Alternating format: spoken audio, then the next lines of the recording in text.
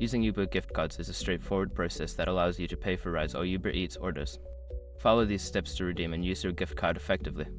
Step 1. Purchase or receive an Uber gift card. You can buy an Uber gift card from various retailers or receive one as a gift. Ensure you have the card with the unique code ready for redemption. Step 2. Open the Uber app. Launch the Uber app on your smartphone. Make sure you are logged into your account. If you don't have the app, download it from your device's app store. Step 3. Access the payments section. Tap on the menu icon 3 horizontal lines in the top left corner of the app.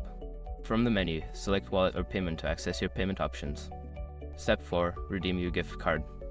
In the payment section, look for the option that says Add Payment Method or Redeem Gift Card. Enter the unique code from your gift card and confirm the redemption. Step 5. Use your balance. Once the gift card is redeemed, your balance will be available for use. When you request a ride or order food, the cost will be deducted from your gift card balance automatically as long as there are sufficient funds. Now you can enjoy using your Uber gift card for convenient rides or delicious meals.